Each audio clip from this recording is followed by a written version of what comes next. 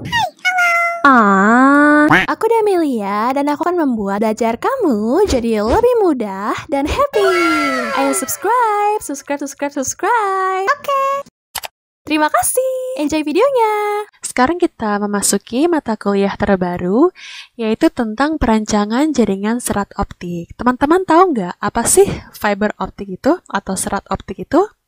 Ya, jadi dia adalah sebuah teknologi dalam bidang telekomunikasi di mana dia ingin mengirimkan datanya atau informasinya melalui perantara cahaya. Jadi cahayalah yang akan membawa si data tersebut ya teman-teman.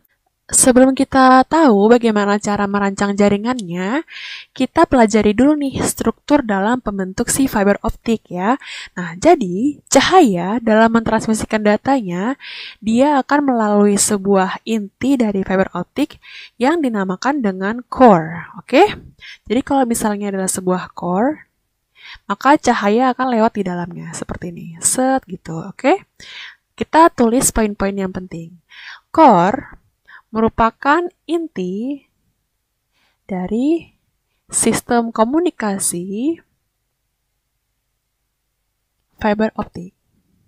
Kemudian, core dalam fiber optik itu terbuat dari bahan atau material kaca.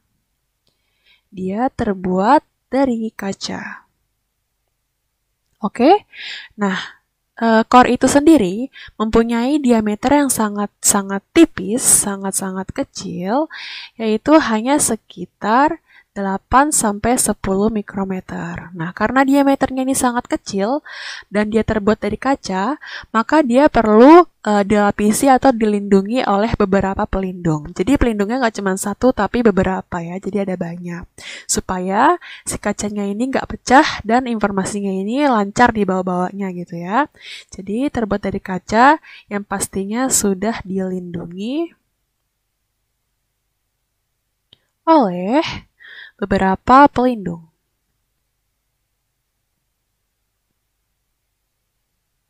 Oke, pelindungnya itu apa aja sih? Nah, di sini ada tube atau ribbon, kemudian ada kabel atau kabel, terus ada subduct, dan ada duct. Oke, untuk plan adalah bukan pelindung, di mana plan adalah suatu cara dalam meletakkan fiber optik. Jadi pelindungnya dan ini, sama ini ialah pelindung si core-nya. Kita bahas satu persatu, mulai dari yang tube dulu ya. Nah, tube atau ribbon adalah pelindung pertama dalam fiber optik, dalam si intinya. Jadi, si core akan dimasukkan ke dalam tube atau ribbon. Oke?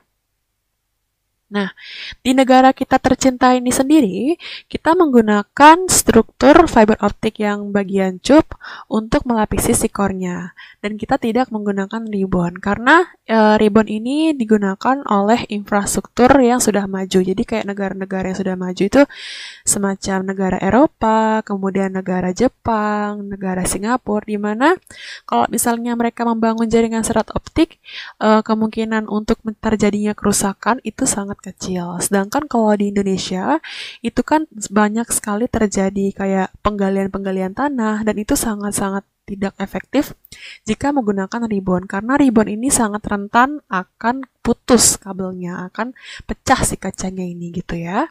Makanya kita menggunakan tube yang lebih kuat. Kemudian, dalam satu tube itu terdiri atau ada satu atau lebih core. Nah, lebihnya berapa sih? Nah, lebihnya itu bisa 6 sampai 12 core gitu ya. Terserah. Jadi kalau misalnya ini adalah sebuah gambar core, kemudian core-nya ini ada 6 biji, ceritanya 1, 2, 3, 4, 5, 6. Kemudian 6-6-nya akan dimasukkan ke dalam tube.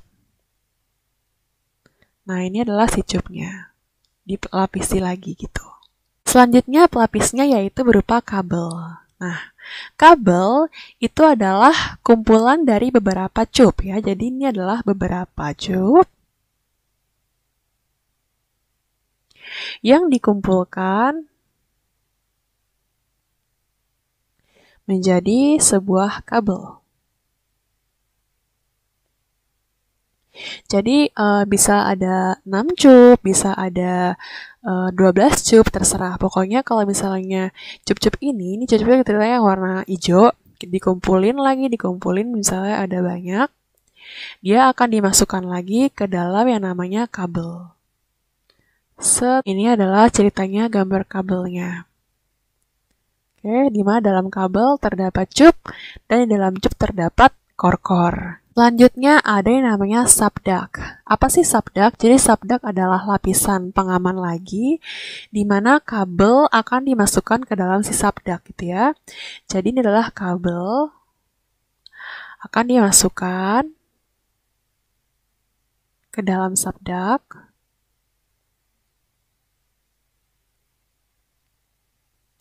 Yang fungsinya supaya dia lebih aman lagi si kabelnya. Oke.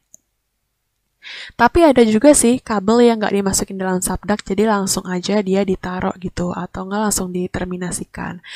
Tapi langkah lebih baiknya, jika kabel ini harus dimasukkan ke dalam subduct supaya lebih aman gitu ya teman-teman. Kemudian yang perlu kalian ingat, bahwa dalam satu subduct, itu hanya boleh dimasukkan satu kabel saja. Walau subduct-nya itu ukurannya agak besar, tapi dia hanya boleh dimasukin oleh satu. Kemudian lapisan selanjutnya yaitu adalah duct. Duct ini merupakan kumpulan dari subduct yang dimasukkan ke dalam duct. Nah, dalam satu duct itu bisa terdiri dari 3-4 subduct. Jadi kalau misalnya subduct ini ada 4 biji, ini ada merah-merah kan subduct ya. Terus ada 1, 2, 3, 4 ceritanya, dia akan dimasukkan ke dalam yang namanya duct supaya lebih sangat aman proteksinya ya teman-teman. Oke.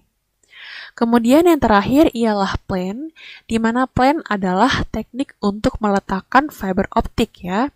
Jadi dia adalah tempat untuk meletakkan fiber optiknya. Nah, di mana aja sih kita dapat meletakkan fiber optik? Ada 3 kemungkinan. Ada di bawah tanah. Kemudian ada di udara. Kalau di udara itu dia bukan terbang, tapi dia melalui tiang-tiang yang dipasang-pasang kabel gitu nih, tiang-tiang. Kemudian ada di bawah laut.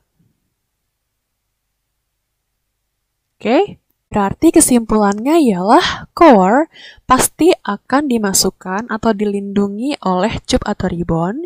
Kemudian cup atau ribbon pasti akan dilindungi oleh kabel, ini udah pasti.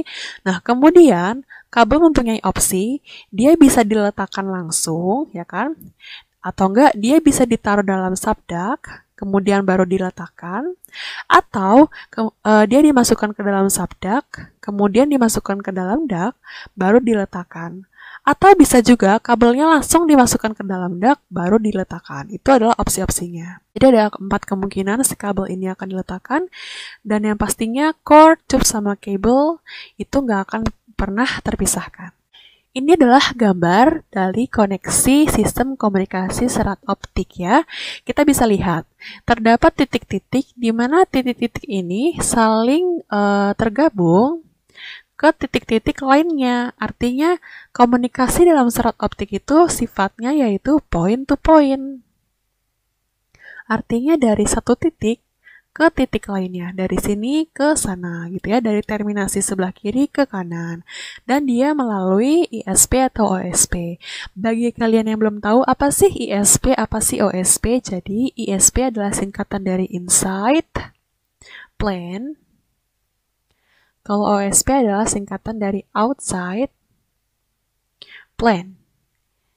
Dan kita sudah belajar plane ya, di mana plane adalah cara meletakkan sebuah fiber optik. Nah, berarti kalau inside plane adalah fiber optik yang diletakkan di dalam sebuah gedung atau sebuah ruangan ya. Bisa dia berupa rumah kalian, bisa dia berupa perkantoran, bisa berupa hotel atau sebagai macamnya. Pokoknya serat optik ini sudah masuk ke dalam sini, ke dalam rumah. Kalau dia sudah masuk ke dalam gedung-gedung, dia dinamakan dengan inside plane atau OSP. Kalau outside plane adalah fiber optik yang terdapat di luar, oke? Jadi ini sudah masuk sini. Kalau sudah masuk sini namanya ISP. Kalau masih di luar seperti ini, kan kondisinya berbagai macam ya. Ada namanya di tiang, kan? Ada di bawah tanah, ceritanya ini adalah tanah nih di bawahnya. Ada di laut, misalnya nih laut, ada ikannya, nih kabelnya di sini. Itu ya, itu namanya outside plane, pokoknya di luar gedung. Oke? Nah, pertanyaan terbesar, bagaimana sih cara kita merancang fiber optik untuk menterminasi dari satu terminasi ke terminasi lainnya, dan bagaimana sih cara menggelar ISP dan OSP? Nah, itulah inti yang akan kita pelajari dalam mata kuliah kali ini. Pada video selanjutnya, kita akan mempelajari lebih detail mengenai struktur-struktur dalam fiber optik yang lebih lengkapnya lagi ya.